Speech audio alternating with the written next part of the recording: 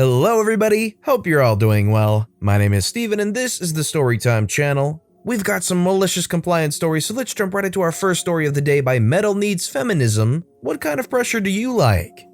When I was in university, I was looking for a part-time job. I managed to secure a position with a company called, let's say, Tenerife Seraphim for safety's sake. They trained you up to be a masseuse and you would work either in casinos, clubs, or ferries going around and offering punters an Indian head massage. My young and inexperienced self thought this would be a great way to earn money. In reality, it was dodgy as all heck. Only women were hired, often blonde and usually no older than 25. You were taught how to perform a stripped-down version of an Indian head massage, but given no formal medical training or understanding. You had to pay the company each time you wanted a shift. Started off as 35 pounds but went up to 60 pounds after time.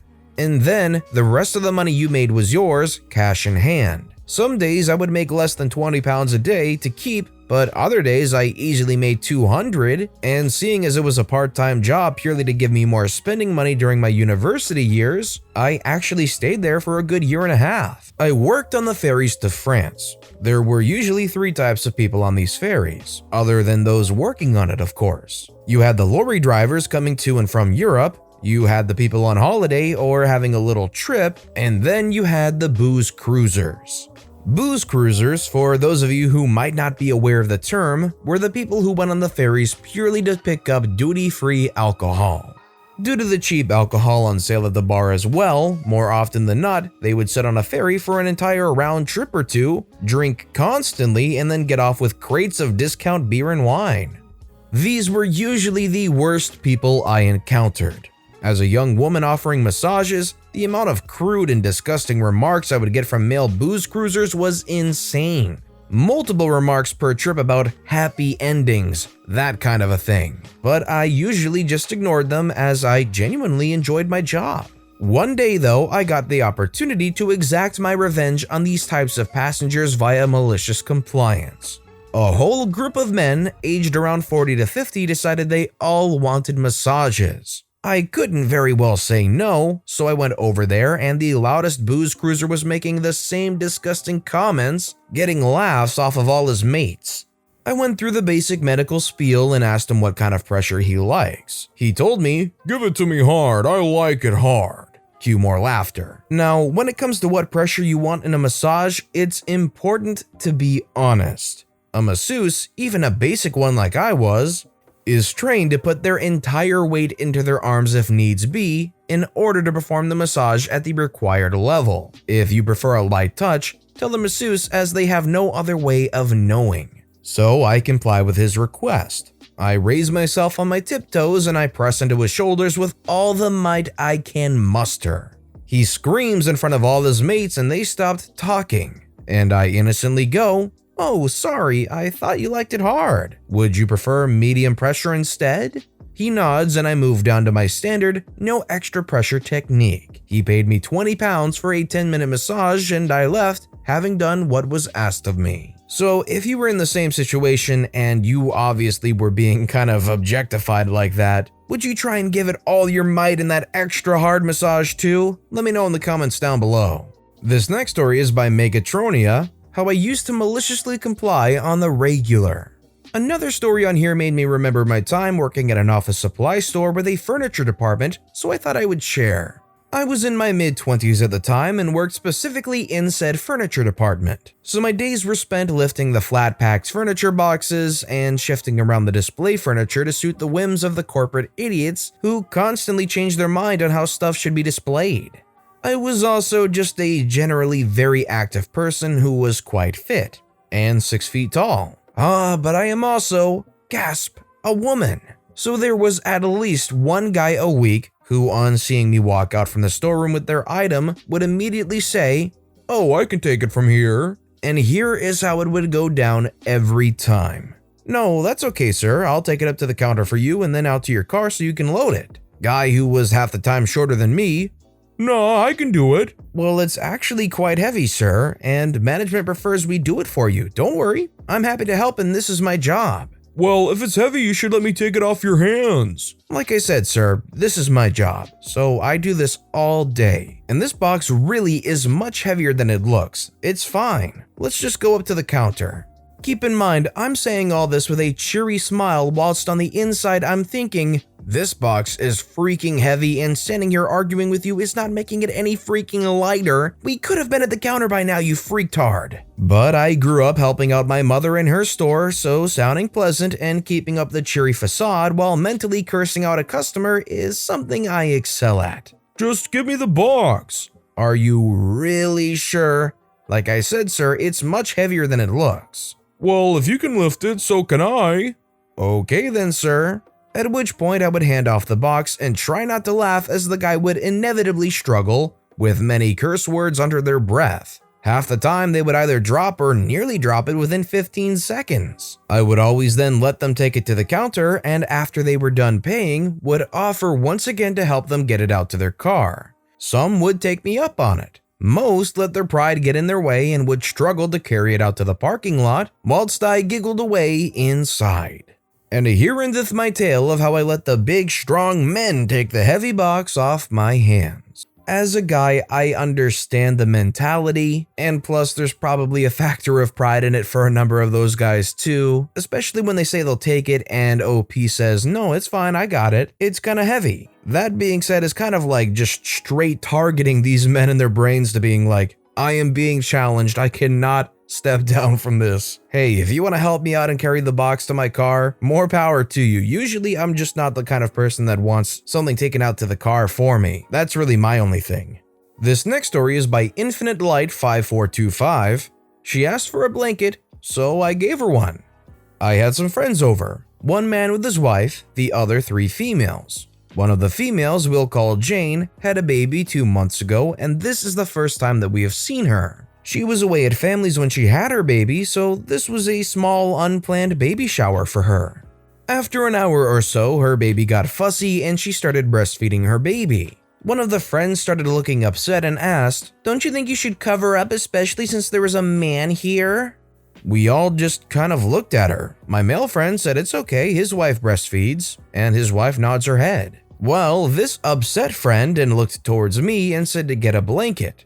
So I got her one and she said no, it's to cover up with. So I did as she asked and opened up the blanket, all the while all the other people were giving me a strange look, and I covered friend's head and sat back down. Friend got mad and took it off and said not that, Jane needs to cover. I said what for? Friend gets up and tries to put the blanket on Jane. I finally had enough and said if she didn't like seeing someone breastfeed, then she can either look away or leave. Yeah, she got mad, saying how I'm choosing Jane over her and that she's known me longer. I told her that you should know by now that I don't believe in covering up regardless of where you are at and that it's at my house. I also told her that she knows what a pain it is trying to cover up a breast in a screaming, wiggling baby's mouth, so have a nice day. So yeah, she is mad at me, but the rest of us had a good time visiting. You really gotta read the room here. If everybody else is completely okay with the situation, and really the idea is all about trying to make the situation as comfortable as possible for the mother at an unplanned baby shower for her nonetheless, you should be able to look past it and get over it. You're all adults, and it's at a private residence and it's completely normal and natural. Everybody's done it just about. So if you want a blanket, go ahead and put it over your head. Easy solution. Our next story is by Stuff Junk 2000, College Class Not Required. This is not my story but my friend's. Read another story and it reminded me of this. Been a while so not completely accurate but I got the gist of it. Not sure if it goes here but here we go. My friend was in college and needed a couple more credits to be a full-time student. There wasn't any other classes available that semester that applied towards his major, so he decided to just take a class that interested him. I don't remember what his major was, but the class he chose was part of the business curriculum. There were no problems for most of the year until the last assignment came up. The teacher explained for the last project, everyone will be splitting up into groups of 5 or 6 people. This assignment is worth 50% of your grade. If you don't complete it, it is an automatic fail. You will be using what I have taught you to finish. The class split up and were assigned roles. There were management groups and worker groups. A management group would be teamed up with a worker group, and a contract had to be completed as if the workers and the managers work at the same company. The workers were to negotiate the best deal for themselves, more money, time off, benefits, etc., while the managers were trying to get them for the least amount they could. My friend was in a management group. A lead negotiator was to be chosen from each group. No one in his group wanted to, so he volunteered. They sat at a table on opposing sides and started. Fred is my friend, Leo is the lead negotiator for workers, Chad is one of the people in his group. Leo says if you don't agree to all our demands, we won't sign the contract and you will fail. Fred says, okay, how about you write down what you want and we will go from there. They went to a table nearby and started writing down different things. Chad says, we need a contract to pass the class. Fred says, don't worry, we'll have one. After a couple minutes, they returned. Leo says, this is what we want. $200 an hour, 8 weeks vacation, 8 weeks sick time, all insurance paid by company, and no matter what we do, you can't fire us. Fred says, nope, I don't agree. I'm not signing. Leo says, if you don't sign, you will fail the class. Fred said, so will you. Leo says, fine by me. Fred says, okay, just keep in mind, I don't need this class to graduate, where it seems you do from the look on your face. His eyes opened really wide and his mouth dropped open. Leo says, if you don't need this class, why are you here? Fred says, I needed a couple extra credits and this class caught my attention, so I figured I'd give it a try. Now, how about a more reasonable contract? Leo says, if I don't like it, I'm still not signing. They walked away from the table to rewrite the contract. Chad says, you may not need this class, but the rest of us do. We need a signed contract. Fred said, don't worry, we will have one. They came back with the numbers reduced. Fred said, nope, I'm not signing this either. As time passed, the worker group was becoming more and more agitated. After a couple more drafts, they sat at the table. Leo says, by law, we are entitled to this. Fred says, okay, you can have that. Leo says, and we are also entitled to this. Fred said, yep, that's not a problem. They wrote down the basics of what workers need. Leo says, are you okay with this? Fred says, yes, I'm ready to sign if you are. The teacher announced that everyone had a contract by the end of class and no one automatically failed. Then the teacher said with a smile, but within the groups, you know which side did better. It's always a game of leverage, right? If management has more leverage, most of the time they're going to be getting the beneficial deal. If the workers can unionize or get whatever kind of demands or just they're too vital to the workforce, they'll probably have the leverage. So OP not needing the class is just an example of management having incredible leverage. Sorry, worker group. This next story is by BronnOP. You want to see me in the office? Thanks for the hour-long break. My manager at work is one of those people that doesn't like to do an awful lot and just barks orders at us. Even when you're in the middle of one of those jobs she specifically asked you to do, she will shout at you at the top of her voice across the store to do something else now that she's changed her mind, and the cycle continues. This ends up with everyone only being able to half finish about 5 different jobs. Anyway, tonight, in the middle of asking me to do a third thing in the space of about 10 minutes, whilst shouting at me across the store as if I was some kind of dog, she told me she needed to see me in the office to complete our standard one-to-one meetings we have yearly. After telling me this, I had to go on the till to serve some customers, so she said once I was off the till, meet her in the office. The thing is, once I got done, she was off barking orders at some other poor soul on the other side of the shop and must have forgotten about what she previously told me. So I sat in that office for about an hour and a half without her or anybody else checking in on me. Thank the Lord for YouTube and unlimited data. All I can say is that I would probably hate to work under this person, just always so frantic on your toes, having to do all these different jobs. I would get sick of that really quickly. Our next story is by Pastel Parrot 616. Freshman year, I didn't say a single word for the entire semester. During my freshman year of high school, I had a world geography class, which I had some friends in, and therefore I was pretty vocal. Maybe more than I should have, I admit. It was about halfway through the school year when my teacher got on my case about talking too much and told me that if I said another word, I would be sent to the principal's office.